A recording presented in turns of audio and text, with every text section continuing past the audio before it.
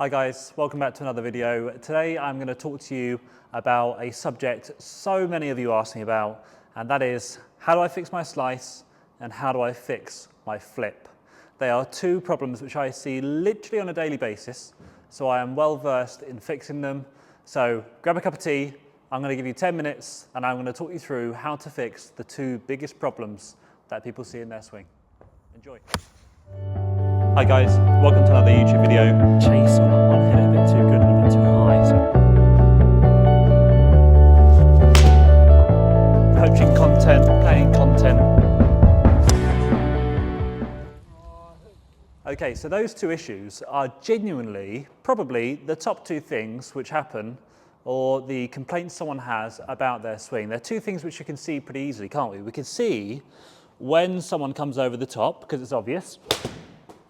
Okay, that's fairly clear to see. It doesn't take a trained eye to see I'm coming over the top. So far over the top that TrackMan couldn't actually read the numbers.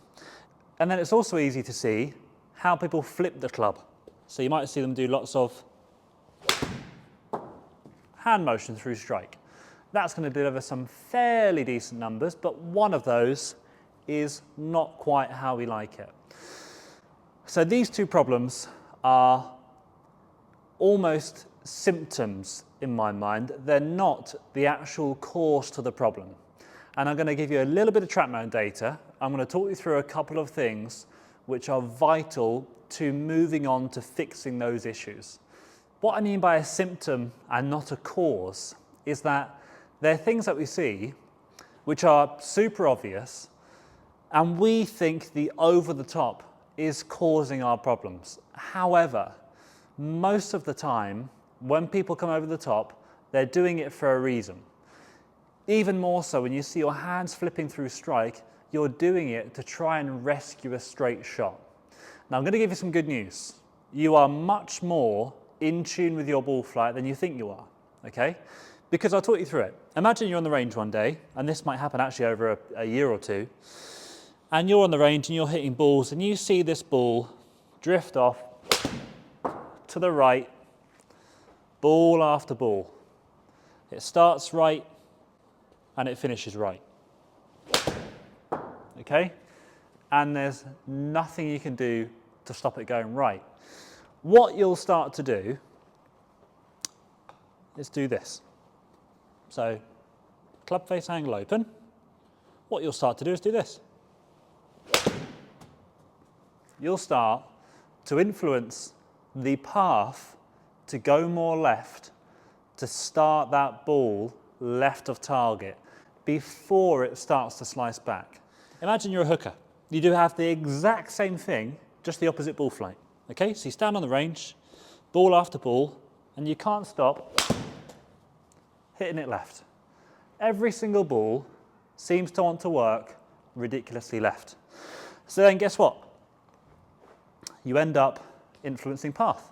So you think, oh, I don't want that ball to go left anymore. So I tell you what I'm going to do. I'm going to push my path further off to the right. Okay? Sometimes it's going to work. That's a significant draw. But the question I would ask is how consistent is a 12.5 degree inside-outside path? The story there is that what I mean by me saying to you, you're a lot more in tune with your ball's direction and your ball's flight than you think you are, is that you would adjust swing in terms of swing direction and path to remedy the ball flight. However, it's not the path which is really going to change much. For example, that one actually finished off okay. I mean that's got a hell of a lot of curve to it, but it's fine. But imagine if I have a path which is neutral, which is my first two swings, where the path was more or less zero, okay, but the face is open. Okay?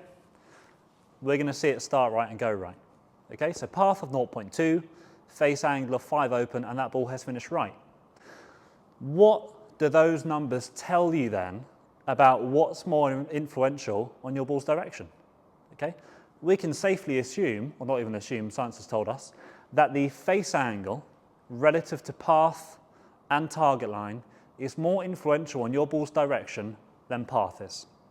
If path was more influential, we would see that ball there travel much more down target line as opposed to drifting off to the right, okay? So you could ask yourself, am I influencing path to try and save direction, okay? That could be one thing to do.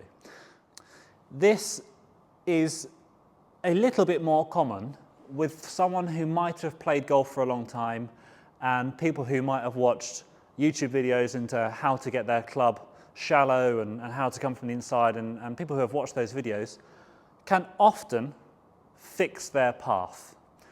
However, they end up hitting shots like that, where the path is neutral but the ball's still going to the right. So this is where the flip is a lot more common. Because what happens with the flip, and it's very, very simple, when the club face is too open, let's put it at the latest stage, on the way down, it can happen before that obviously, when the club face is too open on the way down, okay, I can't turn and hit from the inside and do all the good stuff I think I should do. Instead, what you would learn to do is start to release the club head, cast it, you might have heard the word casting before, and that would effectively square my club face up, okay? However, angle of attack of 4 degrees down on that swing, okay? So we'll now watch this. So now I'm gonna have the roll of the wrist and see what changes. So we get open and flip, okay? Let's see those numbers. So now I've overdone my flip to the left, okay? So people who have a lot of hand action through strike tend to have a two-way miss because it depends on the severity of the face rotation through strike. There was one number I didn't quite influence on that one, so I'm going to do it again. Because if you're a flipper, what do you tend to see, a high or a low ball flight? Generally a high ball flight, okay? Because the flip through strike is allowing excess loft on the club face. So you start to struggle with contact, okay? And you hit the ball too high. So the difference in those two, one had a slice, one had a draw, and I hit the slice, I think it was 154, so nearly 20 yards further with a slice. But it's because the contact on the ball was so much better, okay? So two things, two big swing faults, which we see a lot of, an over the top and a flip, can both be traced back to face angle. Okay, so let's get on to the fix. The fix is a very, very simple one. We're going to look at face angle and whereabouts the preference should be ideally. Now, if you had lessons 20, 25 years ago, you know, 90s, late 90s, you probably were told that square was having the club face vertical to the ground, okay? Right angles to the floor.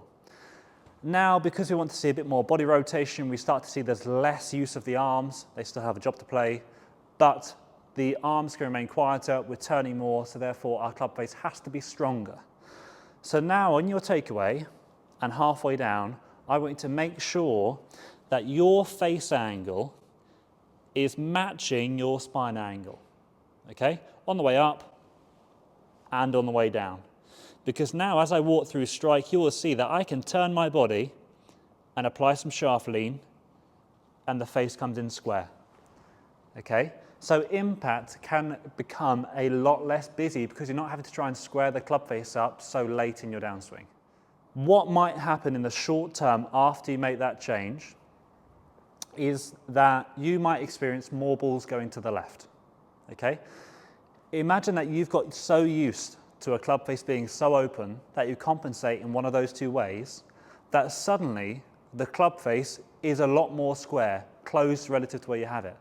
Now, the reactions you have, so the excess hand motion, the over the top, are going to send the ball more left of target, okay? So you'll see numbers very similar to that if you come over the top. Path of 6.5 left, but my face is basically dead square to that path, so it's a slight pull. Imagine if you did that for a week or two, and you came back and said, Lewis, I'm still coming over the top, but now I'm hitting it more left. It would be much easier for your mind to work on plane and work on path when it's not trying to help you and start the ball the correct side of target line, okay? Then what you can start to feel is that path becomes a lot easier. However you do it, whether it's hip rotation, feeling more pressure in the right heel, whatever it might be, you will feel as if your swing can start to level out a lot more. Okay, so the face and path gets smaller. That's maybe 5 or 6 yards to the right, but it becomes a lot less compensatory, okay, because the face angle is under control. So less of a lots of advice video, but more just a word of warning. If you're trying to fix path and flip, maybe the path and flip are actually helping you hit the ball in a certain direction, and they're trying to steer you away from a bad direction. I hope you enjoyed that video, guys. It was a question I get an awful lot. How do you fix an over the top on the flip? And the fix is super individual to any given person, but it's a word of warning, a tale of how those two swing faults can often come into our lives, okay? We're reacting to ball flight. So I hope you enjoyed it. I hope you learned something. If you liked it, feel free to hit the like button, leave a comment down below with what you would like to see on the channel, and as always, hit the subscribe button if you would like to see more. I'll see you all soon.